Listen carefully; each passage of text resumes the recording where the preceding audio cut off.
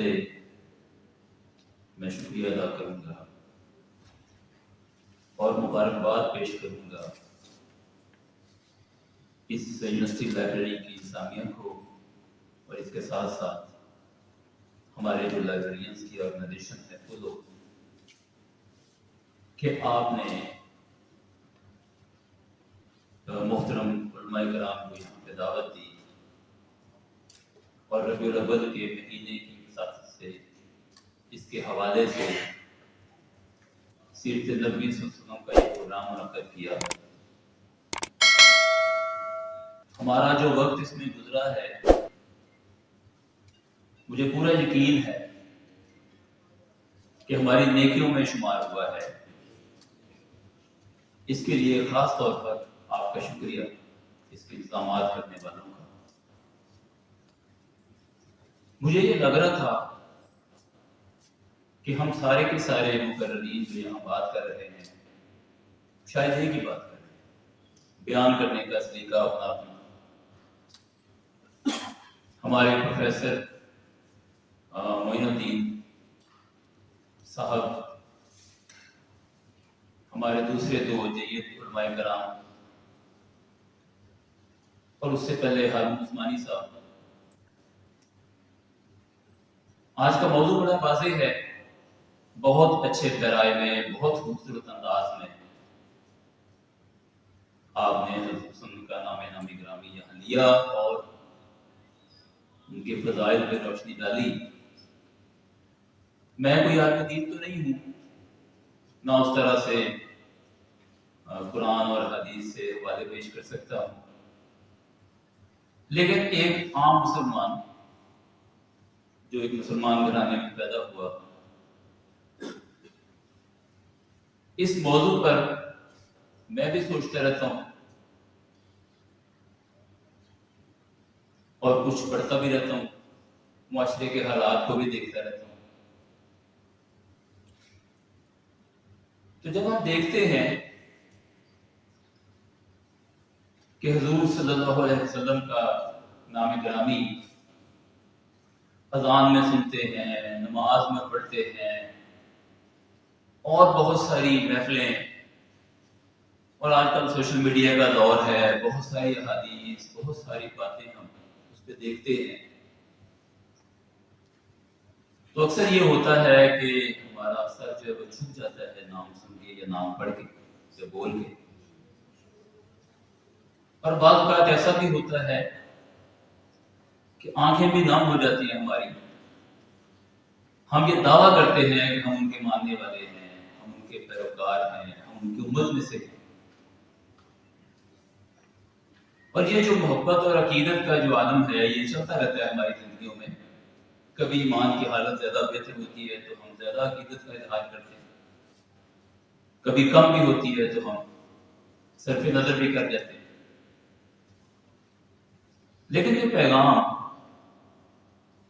میرے سے پہلے آنے والے مقررین نے بھی دیا، اس پر سوچنے کے لیے کہ یہ محبت اور عقیدت ہماری زندگی میں کیوں نہیں۔ میں کسی تاجر سے بات کرتا ہوں، کسی دکاندار سے بات کرتا ہوں کہ کیا ہمیں تجارت کے لیے، دکانداری کے لیے، کاروبار کے لیے اصول یا طریقہ نہیں ملتا نبی کی ذات سے؟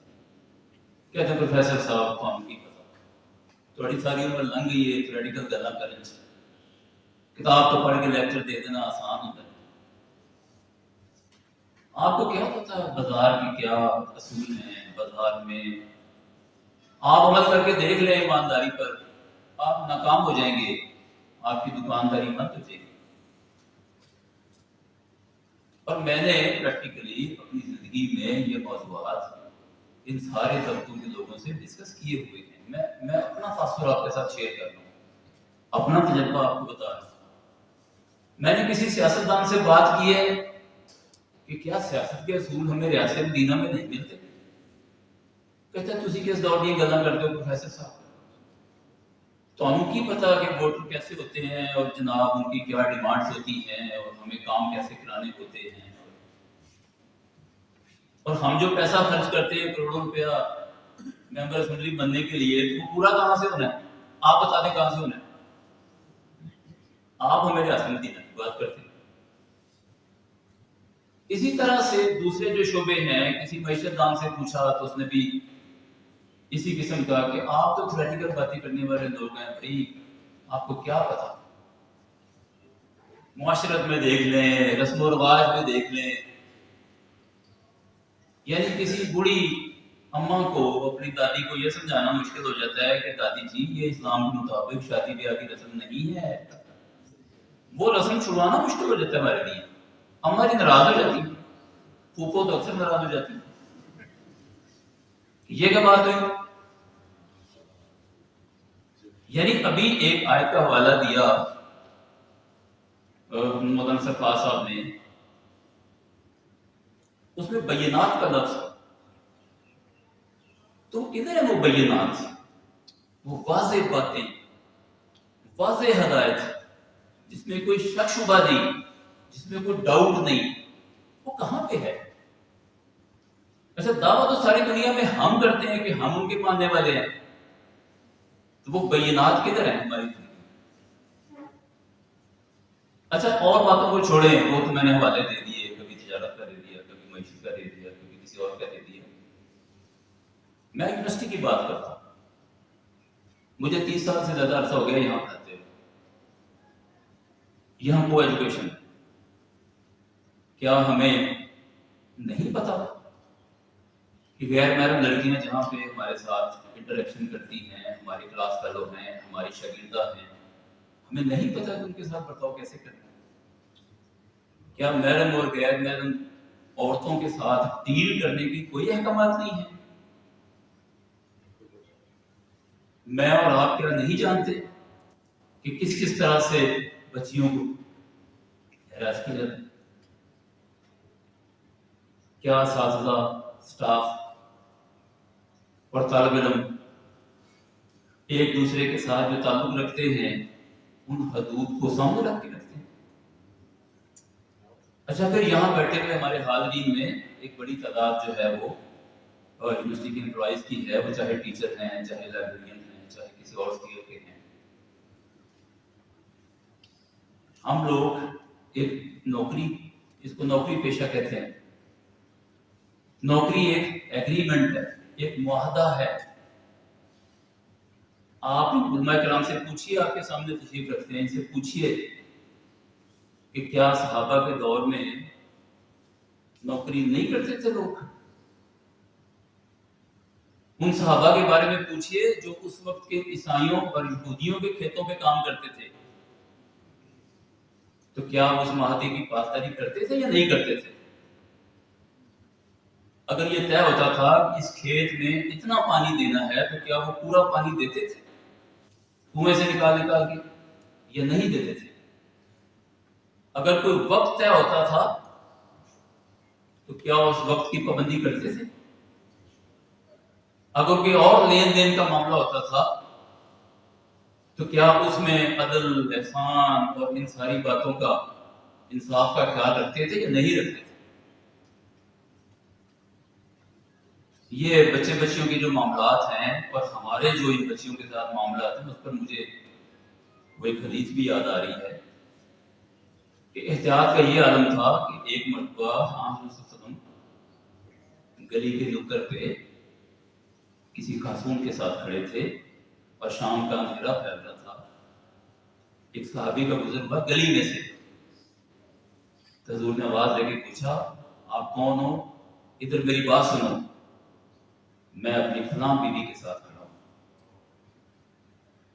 उन्होंने कहा, हुजूर मैं तो सोच भी नहीं सकता, मेरे माँ बाप आप पर कुर्बान, मैं तो सोच भी नहीं सकता। उनका शैतान दिल में वसवसे डालता है। मेरा फर्ज था कि मैं क्लियर करूं ताकि गुजरने वाला किसी गलतफहमी का शिकार ना हो। एहतियात का ये आलम था। तो हमें ये सोचने की जरूरत है। आप जरा उलमा किराम से पूछिए कि काफिर की क्या डेफिनेशन है, फासिक की क्या डेफिनेशन है, मुनाफिक की क्या डेफिनेशन है। اور آج ہم مسلمان، میں اپنی اور آپ کی بات کر رہا ہوں، کسی اور کی ہم کیوں بات کریں اس کی غیر موجودگی میں؟ ہم اس میں سے کس چیز کی ڈیفینیشن پر پورا اتر رہے ہیں؟ ایک مومن اور مسلمان کی ڈیفینیشن، ایک جو صراط مستقیم پہ چلنے والے کی ڈیفینیشن پر پورا اتر رہے ہیں، یا جو میں نے پہلے جو ٹرمز استعمال کیے ہیں ان کی ڈیفینیشن پر پورا اتر رہے ہیں؟ تو میرا یہ خیال ہے کہ اس بات کو چھوڑ دیں کہ 1400 سال گزر گئے ہیں، باتیں پرانی ہو گئی ہیں، کہ اگر یہ باتیں پرانی ہونی ہوتی تو ابھی مولانا سرفراز صاحب نے اس پر کافی لمبی جو ہے بات کی ہے کہ خاتم النبیین کی ضرورت نہیں تھی۔ اگر یہ دین پرانا ہونا ہوتا تو پھر انبیاء کا سلسلہ، آپ ذرا لاجیکلی سوچئے، اگر یہ دین پرانا ہونا ہوتا، نئے دور کے تقاضوں کے مطابق نہ ہونا ہوتا، تو پھر تو نبیوں کی ضرورت ہر دور میں تھی جیسا کہ اس سے پہلے رہی۔ تو سوسائٹی نے، زمانے نے اس نہج پہ آنا تھا کہ اللہ تعالیٰ نے آخری نبی کو بھیجا، آخری کتاب کو اتارا۔ تو آج ہم اس میسج کے ساتھ، جس محفل میں ہم بیٹھے اس میں سے ایک میسج لے کے جائیں کہ ہم واپس جڑ جائیں اس ہدایت کی طرف کہ جو اصل مقصد ہے 12 ربیع الاول کو منانے کا، جو میلاد النبی کو منانے کا اصل مقصد ہے۔ اور یہ اصل مقصد جو ہے نا، یہ جذباتی نعروں سے نہیں ہوگا۔ میں آج پوری ذمہ داری سے آپ کے ساتھ یہ شیئر کر رہا ہوں، یہ جو خیر اور شر کی جنگ ہے نا، یہ آج کی نہیں ہے، شروع سے ہے، اور آج کے دور میں بھی پورے زور و شور سے لڑی جا رہی ہے۔ جو شر کے نمائندے ہیں نا، وہ پوری کوشش کر رہے ہیں کہ لوگوں کو اسلام سے ہٹایا جائے، لوگوں کو یہ ثابت کیا جائے کہ یہ پرانی قدیم باتیں ہیں، آپ آرتھوڈاکس ہیں، آپ پرانے ذہن کے مالک ہیں، آپ فنڈامنٹلسٹ ہیں۔ آج کے دور میں آپ اس دور کی باتیں کرتے ہیں، آپ کا دماغ کام نہیں کرتا، آپ کے اپنے ٹھکانے نہیں ہے، پورے زور و شور کے ساتھ، پوری طاقت کے ساتھ وہ حملہ آور ہے۔ اور ہمارے ہاں آپ دیکھ لیجیے کہ جواب دینے والے بہت کم لوگ ہیں، اور جب ہم عمل کی طرف آتے ہیں تو وہاں ہمیں اور زیادہ خالی پن محسوس ہوتا ہے۔ تو خالی نعروں سے نہیں، یہ میری علماء کرام سے بھی درخواست ہے، اور بھی جو اس قوم کے، اس امت کے سوچنے والے مدبر حضرات ہیں، مل بیٹھیں حکمت کے ساتھ اس یلغار کا مقابلہ کیسے کرنا ہے۔ خالی نعروں سے نہیں، جذباتی ہونے سے نہیں کہ آپ نے کوئی بات سنی اور آپ لاٹھی اور پتھر لے کے چل پڑے، وہ جڑا والا میں جناب عیسائیوں کو جو ہے وہ ان کے چرچ جڑا دیے۔ یہ کام جذباتی لوگوں کا نہیں ہے، یہ مل بیٹھ کے سوچنے والوں کا کام ہے کہ دین جو ہے نا وہ حکمت کے ساتھ ہے، وہ جذبات کے ساتھ نہیں ہے۔ باقی میں آپ کو منع نہیں کر رہا، آپ لوگ ذکر بھی کریں، آپ کی آنکھیں بھی ڈبڈبا جائیں، اس میں کوئی حرج نہیں ہے، لیکن اسے آپ کنورٹ کریں، اسے کنورٹ کریں ایک ایسی انرجی میں کہ وہ انرجی پھر آپ کی ذات کے اندر تبدیلی لے کے آئے اور معاشرے کے اندر بھی تبدیلی لے کے آئے۔ میرے ساتھ اکثر ایک اور آخری بات آپ کے ساتھ شیئر کرتا ہوں کہ جب سے میرے پاس یہ وائس چانسلر کا چارج ہے، اکثر اوقات میرے جو انتظامی افسران ہیں وہ نان ٹیچنگ میں بھی ہیں اور ٹیچنگ میں بھی ہیں، جو HODs ہیں، اکثر میرے ساتھ شیئر کرتے ہیں جی کہ بڑا پریشر آتا ہے، جی میرٹ سے ہٹ کے کام کریں، بڑا پریشر آتا ہے، کیا کریں؟ تو میں کہتا ہوں بھائی اللہ نے آپ کو اس منصب کے لیے رکھا اس لیے ہے، آپ کا انتخاب کیا ہی اس لیے ہے کہ آپ کے اندر صلاحیت ہے کہ آپ پریشر کو برداشت کریں۔ آپ ہوں تو کسی بڑے عہدے پہ اور یہ تصور کریں کہ سفارشیں نہ آئیں گی، نہیں آئیں گی، اس میں کرپشن کے چانسز نہیں ہوں گے، یہ کیسے ہو سکتا ہے؟ تو جتنا بڑا عہدہ ہے اتنی زیادہ آزمائشیں بھی ہیں۔ اگر آپ نے یہ عہدہ قبول کیا ہے تو آزمائشوں کے لیے آپ تیار بھی رہیں، اور اللہ تعالیٰ مدد کرنے والا ہے۔ اسی بات کا تو آپ کا امتحان ہے کہ آزمائشیں آپ کے سامنے آئیں اور آپ کس طریقے سے ان سے نکلیں۔ آپ کا بہت بہت شکریہ۔